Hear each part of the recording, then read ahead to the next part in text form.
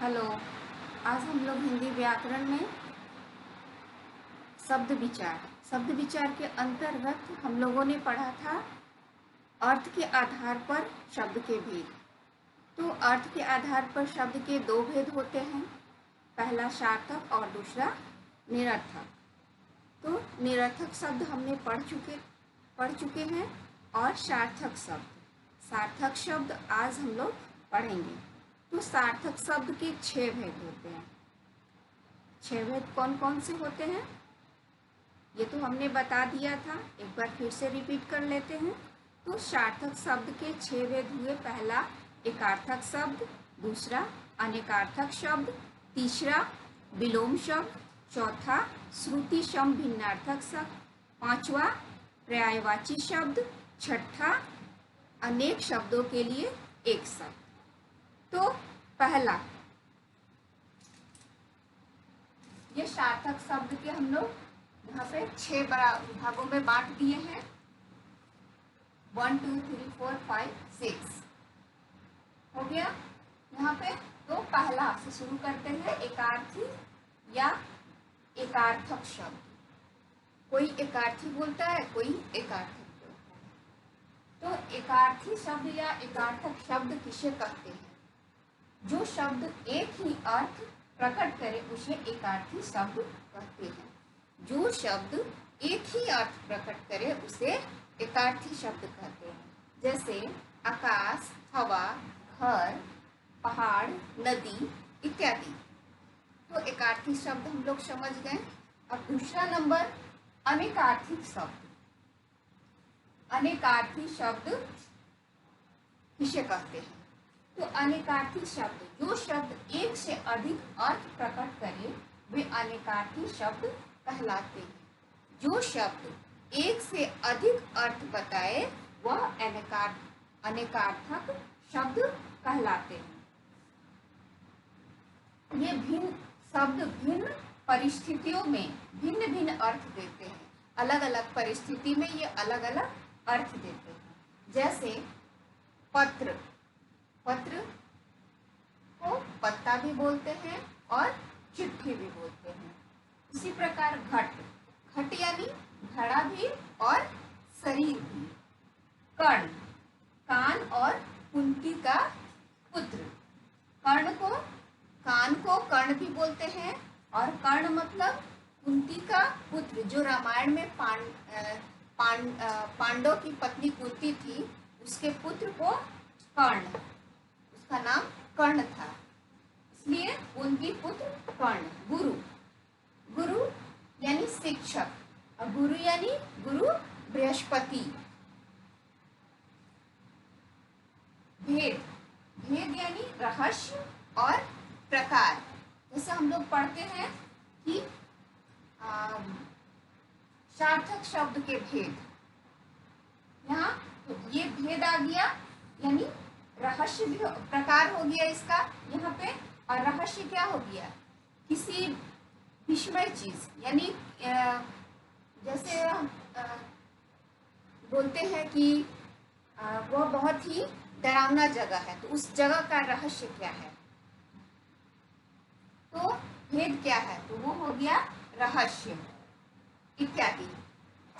तीसरा है विलोम या विपरीतार्थक शब्द, उल्टा शब्द। इसको विलोम शब्द या विपरीतार्थक शब्द किसे कहते हैं?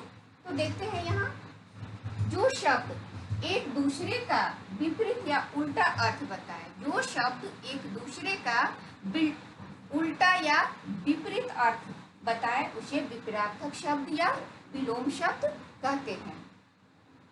जैसे आशा, तो आशा का उल्टा क्या हो गया? निराशा। और मित्र, मित्र का उल्टा यानी विपरीत क्या हो गया?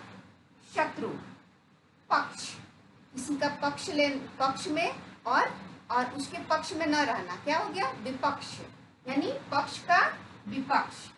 प्रेम का, प्रेम करते हैं तो उल्टा इसका क्या हो जाएगा? घृणा।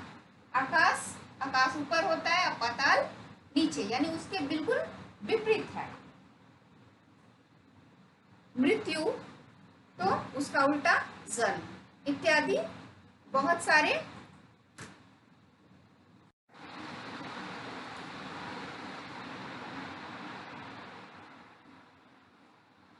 ये चौथा पर्यायवाची शब्द या समानार्थी शब्द। समान अर्थ बताने वाले शब्द को पर्यायवाची शब्द या समानार्थी शब्द कहते हैं। एक समान अर्थ बताने वाले जो भी शब्द हैं उसको समानार्थी या समानार्थी या पर्यायवाची शब्द कहते हैं। इसका प्रयोग एक वस्तु या प्राणी के लिए किया जाता है, जैसे गंगा। गंगा को भागीरथी भी कहते हैं, मंदाकिनी भी कहते हैं और देव नदी भी कहते हैं। इसी प्रकार तन को शरीर, काया, वदन, पवन, वायु, हवा, शमीर। जल को नीर, वारी, अंबु। दिवस को वाशर, वार और दिन।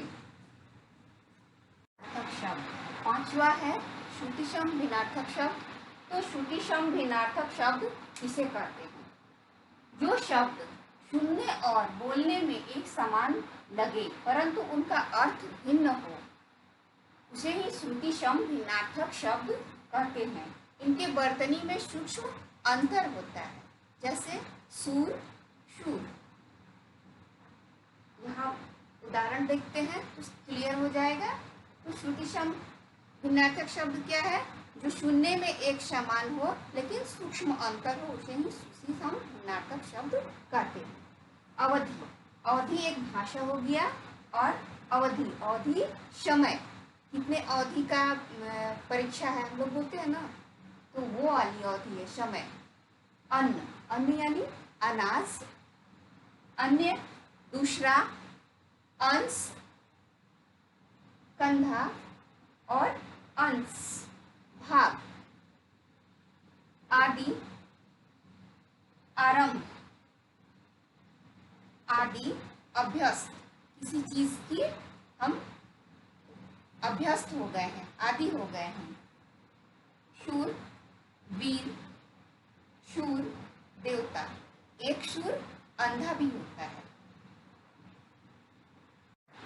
6 छठा हम लोग पढ़ेंगे अनेक शब्दों के लिए एक शब्द। जिन शब्दों का प्रयोग वाक्यांश अथवा अनेक शब्दों के स्थान पर वाक्य में प्रयोग किया जाता है, वाक्य में प्रयोग किया जाता है, वे अनेक शब्दों के लिए एक शब्द कहलाते हैं। जैसे भगवान विष्णु के उपासक वैष्णव।